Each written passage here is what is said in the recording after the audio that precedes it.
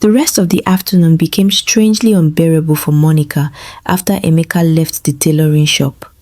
She tried focusing on work, but her mind kept drifting back to the calmness in his voice, the quiet patience in his eyes, and the paper bag still sitting near her sewing table. It annoyed her how deeply such a small gesture affected her. Monica had spent years teaching herself not to depend emotionally on anybody because dependence always came with disappointment. Yet somehow, this stranger had managed to shake something loose inside her in less than one day. Several times, she caught herself glancing toward the tailoring shop entrance unconsciously, hoping she would see him again before evening. But the doorway remained empty while the chaos of the shop swallowed the rest of the day whole. By the time Monica finally returned home, the compound already felt suffocating again. Her mother complained loudly from inside about food prices increasing in the market, while her younger brother argued about project fees for school. Amaka barely looked up from her phone before immediately asking Monica if she could borrow money for data subscription. Monica stood quietly near the doorway for a moment, staring at everybody around her with emotional exhaustion pressing heavily against her chest. It was the same routine every single day, the same noise, the same pressure, the same responsibilities waiting for her before she could even breathe properly. But tonight felt worse because part of her mind kept drifting somewhere else entirely. "Why are you standing there like somebody dumped you?" Amaka suddenly asked suspiciously from the couch. Monica immediately frowned. Nobody dumped anybody. Amaka slowly lowered her phone, now fully interested. "Then why have you been behaving strange since you came back?" "I'm tired." "You're always tired," Amaka replied instantly. "This one is different." Monica avoided eye contact while removing fabrics from her bag. Deep down, she hated how quickly Amaka noticed changes in her mood, especially because Monica herself did not fully understand what was happening inside her emotionally. She had survived too many disappointments to suddenly become distracted over a man she barely even knew. Yet, the more she tried forcing herself to forget about Emeka, the more his calmness stayed inside her thoughts. That night, Monica sat outside the compound again after everybody slept. The notebook containing her old dreams rested quietly beside her, while the empty malt bottle remained in her hands.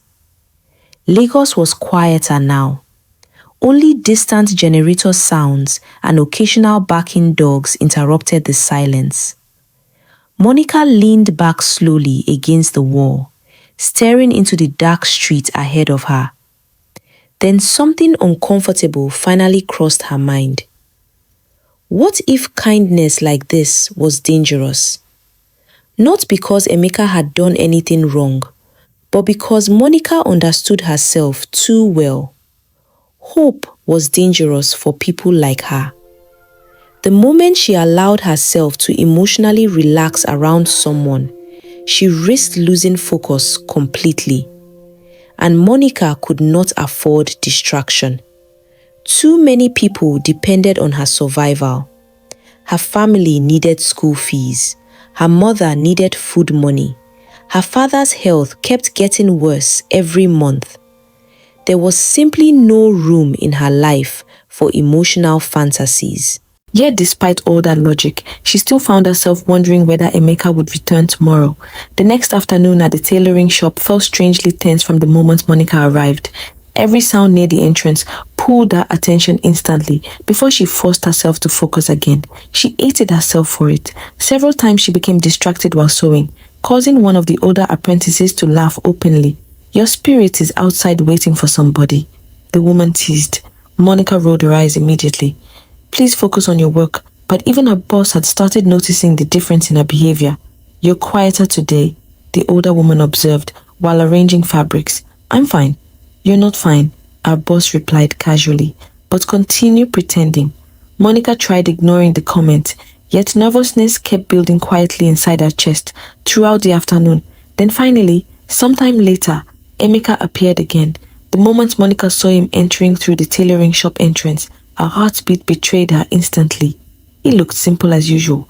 Clean dark shirt, calm expression, no unnecessary noise around him. Unlike most men Monica encountered daily, Emeka never entered a room trying to dominate attention. Yet somehow, the entire atmosphere around Monica shifted the moment he arrived. Several apprentices immediately exchanged knowing looks. "Your calm customer is back," one whispered loudly enough for Monica to hear. "He's not my customer," Monica muttered quickly without looking up. Unfortunately, her nervousness only made everybody more amused. Emeka greeted the workers respectfully before walking toward Monica's section calmly. Meanwhile, Monica pretended to focus intensely on folding clothes, even though her hands had already started shaking slightly from self-consciousness. "You came back," her boss said warmly. "I came to check if the outfit was ready," Emeka replied calmly. Then his eyes shifted toward Monica. For one brief second, Monica forgot how to breathe properly. "You look tired again," Emeka said softly. Monica immediately looked away shyly. "I'm working," she replied quietly. The corners of Emeka's mouth lifted slightly into another soft smile. Not flirtatious, not proud, just warm. And somehow, that warmth unsettled Monica more than aggressive attention ever could. Before Monica could recover emotionally, one impatient customer suddenly stormed towards her, angrily waving unfinished fabric in the air. "Are you people serious in this shop?" the woman shouted loudly. "I've been waiting for this dress for how long now?" Instantly, the little emotional calm Monica felt disappeared. The entire shop exploded back into chaos around her. Another customer joined the complaints, while workers called Monica's name from different corners of the room. Sweat immediately formed again across Monica's forehead as pressure returned full force. "I'm coming," Monica replied quickly, while rushing toward another sewing table. But the angry customer grabbed the fabric aggressively. "Every time you say you're coming, is it only you working here?" The shouting intensified.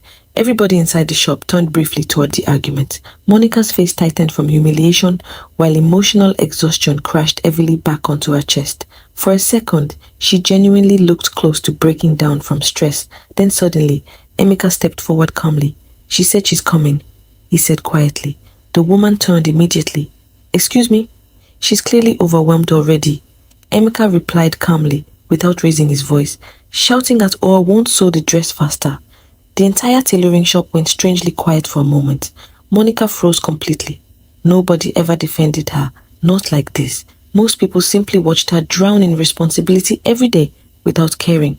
But Emeka stood there calmly beside her, speaking with quiet firmness, while everybody else stared awkwardly around the room. The customer scoffed before muttering under her breath and walking away angrily. Monica remained frozen. For a second, she did not even know what emotion she was feeling anymore. Embarrassment, relief, shock, gratitude, fear. Everything mixed together painfully inside her chest at once. Slowly, Monica looked toward Emeka again, and this time, the way he looked back at her felt different too.